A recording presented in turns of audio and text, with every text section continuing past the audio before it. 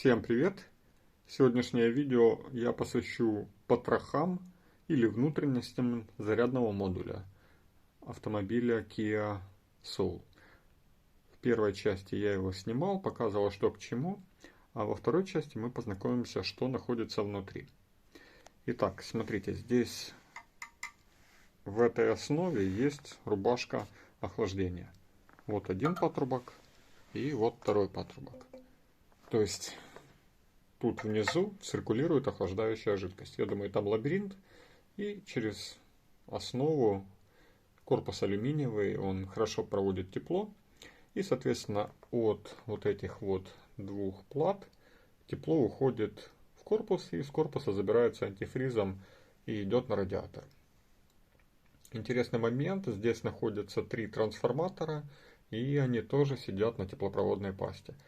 Трансформаторы работают на высоких частотах, железо греется, и чтобы трансформатор не перегревался, тепло тоже забирается охлаждающей жидкостью. Дальше. Вот эти 2 платы, на них расположены силовые транзисторы и резистивные сборки. Давайте я поближе покажу, возможно, кому-то будет интересно. Это маркировка транзисторов Philips.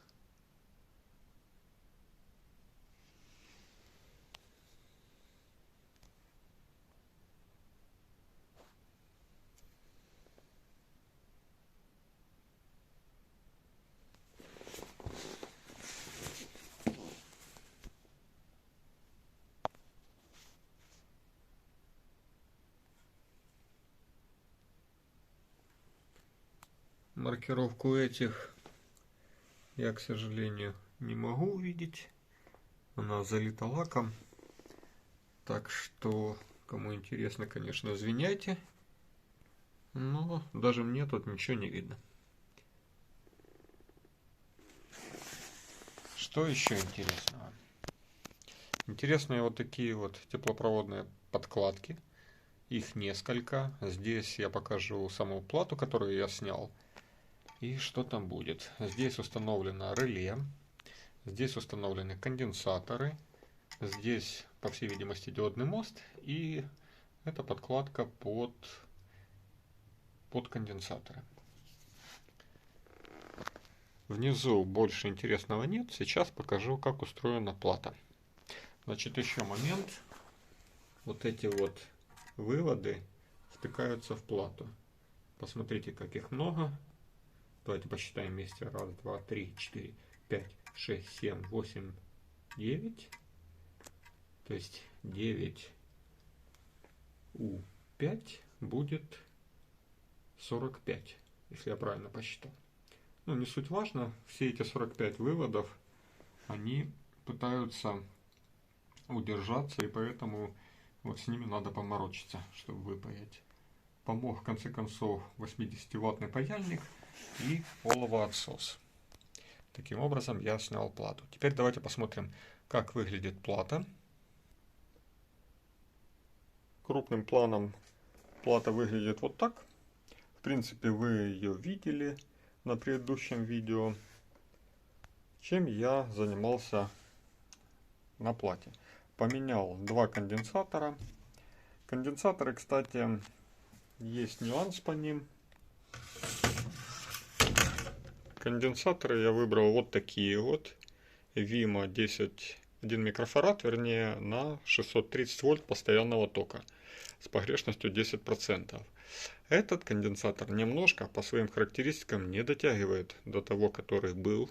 Был у нас Pilcor, это корейский производитель конденсаторов, и, как оказывается, они не такие уж плохие. То есть первоначально я думал, что проблема в конденсаторах.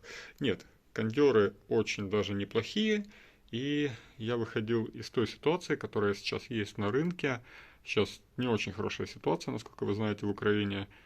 Поэтому из того, что есть, это самый лучший выбор. Так что вот так. То есть конденсаторы были пробитые.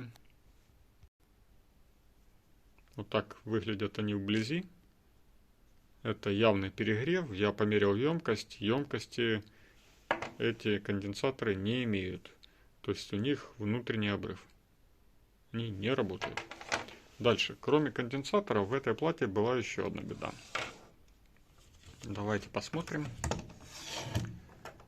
Вот, кстати, сборка конденсаторов, которые охлаждаются. Реле, которое охлаждается. Ну и диодный мост. Довольно-таки мощный. Я такие никогда не видел. Так. Давайте посмотрим. В этой плате, если вы присмотритесь, здесь более темный ореол. И когда я начал разбираться с этим всем делом, у меня один из резисторов отпал. Потому что припой стал рыхлый. И по сути он не работал. Пришлось снимать эти резисторы и их полностью облуживать сами резисторы. От перегрева они уже, ну, знаете, так припой с них посыпался и не очень хорошо они лудились. И также почистил контактные площадки, куда они припаиваются, привел все это в божеский вид. Ну и сейчас, я думаю, будет все в порядке. Кстати, назначение резисторов очень-очень странное. Ну, а может и не странное. Это гаситель напряжения. То есть вы, когда выключаете из розетки этот модуль, то чтобы напряжение не сохранялось, так как здесь очень много конденсаторов, эти резисторы разряжают на себя конденсаторы. То есть это разрядник для конденсаторов.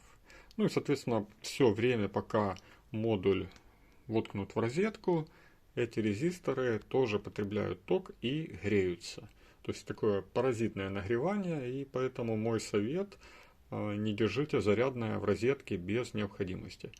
То есть, ну, не зарядное, а автомобиль я имел в виду. То есть автомобиль зарядился, выключайте с розетки, ничего хорошего не будет, если автомобиль будет постоянно включен в сеть. То есть вот такие элементы греются, перегреваются и происходят всякие неприятные ситуации. В принципе, все. Теперь моя задача вставить модуль на место, запаять эти 45 контактов. С этим я справлюсь легко. Запаять гораздо легче, чем отпаивать.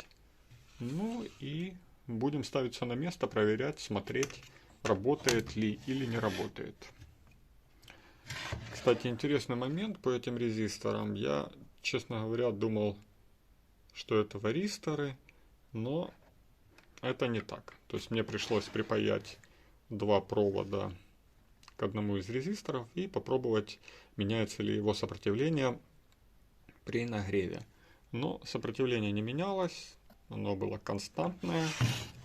И, соответственно, это не варистор и не терморезистор. Обычное сопротивление на 33 килоохма.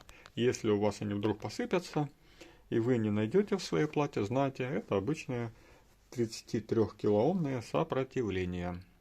Типа размер 20-30 я погуглил, но не знаю, найдете, не найдете, я не нашел новое. В принципе, на этом все. Следующее видео будет, ну, как впаивать я буду, вам наверняка не интересно, мне и самому не интересно показывать, как я впаиваю эту плату на ножки транзисторов. Так что следующее видео будет из готовой машины, посмотрим, помогло или нет. На этом все, всем пока и спасибо за внимание.